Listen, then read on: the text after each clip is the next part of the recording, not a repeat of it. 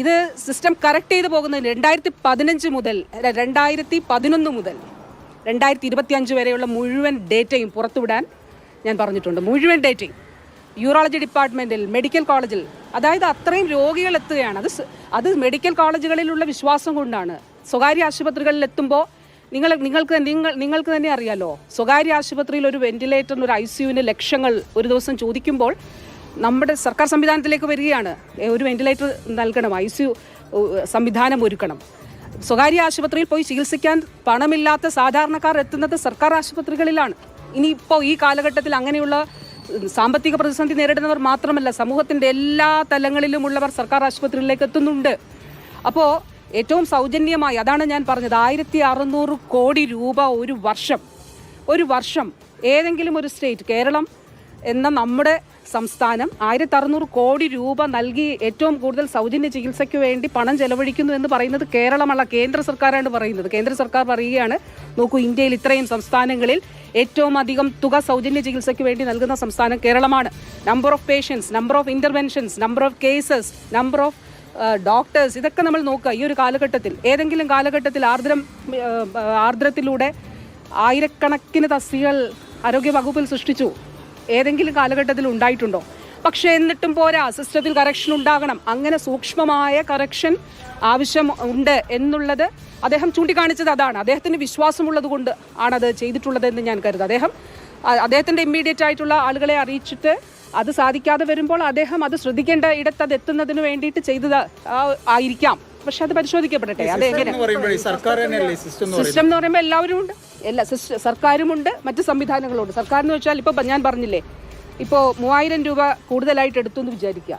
ഇപ്പോൾ ഒരാൾ ഒരു മാധ്യമ ആരോടെങ്കിലും ഒരു ഇത് മനുഷ്യാവകാശ കമ്മീഷൻ മറ്റേ കേസിൽ പോയി എന്ന് പറഞ്ഞില്ലേ, അദ്ദേഹം രാവിലെ മാധ്യമങ്ങളോട് പറഞ്ഞായിട്ട് കേട്ടു.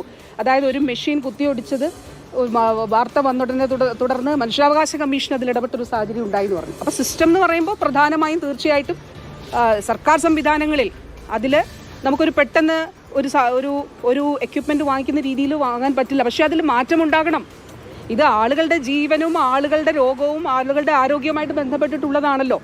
അതുകൊണ്ടാണ് ഈ സംവിധാനങ്ങൾ ഏറ്റവും കൂടുതലായിട്ട് പെട്ടെന്ന് വേഗത്തിൽ ചെയ്യണം എന്നുള്ളത് പറയും. സർക്കാരിൻ്റെ കാഴ്ചപ്പാട് തന്നെ അതാണ്. ഇപ്പോൾ വീണ്ടും നമ്മൾ ഫയൽ അദാലത്തുകൾ വെക്കുകയാണല്ലോ. ബഹുമാനപ്പെട്ട CM തന്നെ നിർദ്ദേശിച്ചുകൊണ്ട് ഫയൽ അദാലത്ത്. ഞാൻ എൻ്റെ ഡിപ്പാർട്ട്മെൻറ്റിൽ ഓരോ ആഴ്ചയും എല്ലാ HOD മാരുടെ മീറ്റിംഗ് എല്ലാ തിങ്കളാഴ്ചയും, ഇപ്പോൾ ഈ കഴിഞ്ഞ മാസം തൊട്ട് 2 ആഴ്ചയിൽ ആദ്യത്തെ തിങ്കളാഴ്ച എല്ലാ തിങ്കളാഴ്ചയും HOD മാരുടെ മീറ്റിംഗ് എടുക്കുന്ന ഒരു മിനിസ്റ്ററാണ് ഞാൻ. എല്ലാ തിങ്കളാഴ്ചയും HOD മാരെ ഒന്നിച്ചിരുത്തിക്കൊണ്ട് ഫയലുകൾ തീർപ്പാക്കാനുണ്ടെങ്കിൽ, നിങ്ങളുടെ ഫയൽ അദാലത്തുകളുടെ വിഷയത്തിൽ, നിങ്ങൾക്ക് അതുപോലെ അനധികൃത അവധിയുടെ വിഷയത്തിൽ, ഇങ്ങനെയുള്ള കാര്യങ്ങൾ, അപ്പം അവർക്ക് എന്തെങ്കിലും പറയാനുണ്ടെങ്കിൽ അത് പറയാനുള്ളൊരു വേദി കൂടിയാണ്.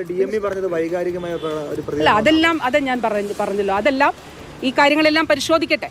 ഈ കാര്യങ്ങളെല്ലാം പരിശോധിച്ചുകൊണ്ട് എന്താണ് അദ്ദേഹം അത്തരത്തിൽ ഒരു പേഷ്യൻറ്റിന് അതുമായിട്ട് താതാത്മ്യം പ്രാപിക്കാൻ കഴിയുകയും അങ്ങനെ ഒരു വിഷയം അത് ഒരു സ്വന്തം വിഷയമായിട്ട് ഏറ്റെടുക്കാൻ കഴിയുക. അതാണ് ഞാൻ ഒരുപാട് സ്ഥലത്ത് പ്രസംഗിച്ചിട്ടുണ്ട്.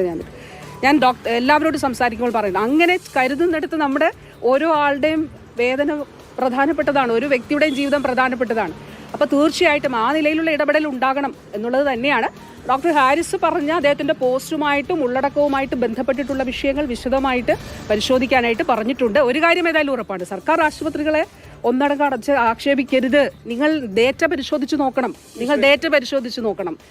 സർക്കാർ ആശുപത്രികളിൽ എത്തുന്ന ആളുകളുടെ എണ്ണത്തിൽ എത്രത്തോളം വർധന ഉണ്ടായിട്ടുണ്ട്. അതാണ് ഞാൻ പറഞ്ഞത്. 2021 സൗജന്യ ക്ലെയിം, അതായത് ഒരു ക്ലെയിം എന്ന് വെച്ചാൽ ഒരു വ്യക്തിയുടെ രോഗത്തിൻ്റെ ഒരു കേസാണ്. അപ്പോൾ 2021 2.5 ലക്ഷമാണ് ക്ലെയിം ഉണ്ടായിരുന്നത്. 2.5 ലക്ഷം ആളുകൾക്കാണ് സൗജന്യ ചികിത്സ കൊടുത്തിരുന്നത്. 2024 ആയപ്പോഴേക്കും അത് 6.5 ലക്ഷമായി. 3 വർഷം കൊണ്ടുള്ള വർധനമെന്ന് നോക്കിക്കേ, എത്ര വർധനമാണ് ഉണ്ടായിട്ടുള്ളത്.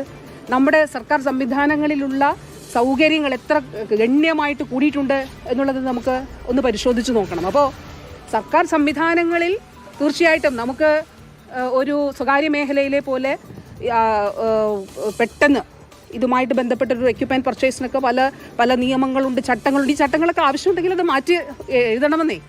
അതിന് വേണ്ടിയിട്ടാണ് ബഹുമാനപ്പെട്ട മുഖ്യമന്ത്രി തന്നെ നമ്മളിപ്പോൾ ഫയൽ അദാലത്ത് നടത്തി കഴിഞ്ഞിട്ട് ഞങ്ങളോട് CM ആവശ്യപ്പെടുന്നത്, നിങ്ങൾക്ക് അവിടെ നിന്ന് നേരിടുന്ന എന്തൊക്കെയാണ് പ്രശ്നങ്ങൾ, എവിടേക്കാണ് വ്യത്യാസങ്ങൾ ഉണ്ടാകേണ്ടത്, അവിടെ പോയൊരു പ്രശ്നങ്ങൾ തീർക്കുകയല്ല, അത് മാത്രം ചെയ്ത് തിരിച്ചു വരികയല്ല.